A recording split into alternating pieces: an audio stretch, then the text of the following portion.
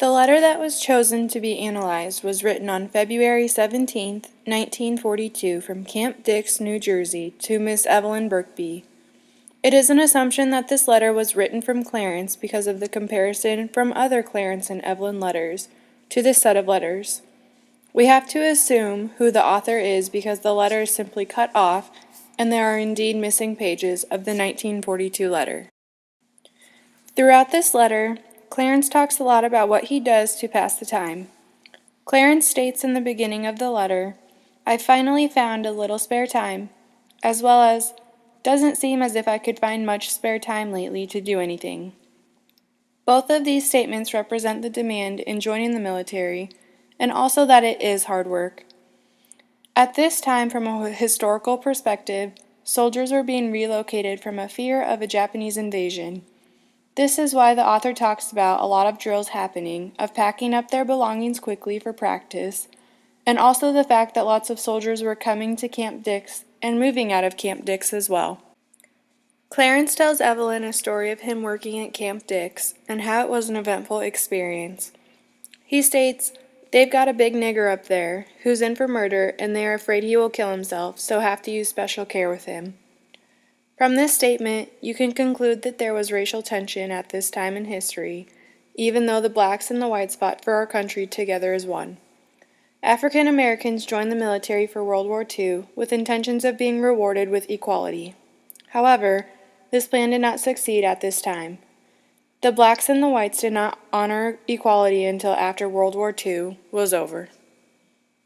Camp Dix, New Jersey, also known as Fort Dix presently, was a basic training center as well as a federal correctional institution during World War II.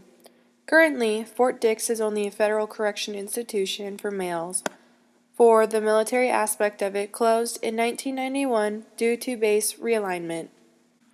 Some of the assumptions made within the letter to Evelyn Birkby portray the personality of the author and what types of views the author has.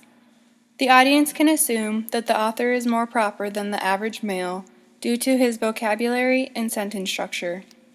When Clarence describes the features of Philadelphia, he complains of how dirty the town was and how there was a lot of trash in the streets. Clarence then states, "I didn't think much of Philadelphia, judging from what I saw of it."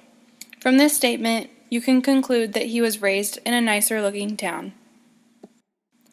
In the city of Philadelphia at this time, it was indeed so dirty from the aftermath of the Great Depression. Philadelphia was the main source of World War II for supplies and transportation, however, not by choice. Philadelphia's Republican government rejected Franklin Roosevelt's New Deal, which resulted in the federal government controlling the prices of consumer goods because of Philadelphia rebelling. Because of the federal government's control over Philadelphia's goods, it caused Philadelphia to have a long-term industrial decline. In conclusion, the letters written to Evelyn Birkby contain both historical and rhetorical context, being in the time of World War II. You can tell the letter was written in this time period from the vocabulary and sentence structure used. The historical context of the letter displays more meaning and background to the letter by giving information about what Clarence experienced during the war.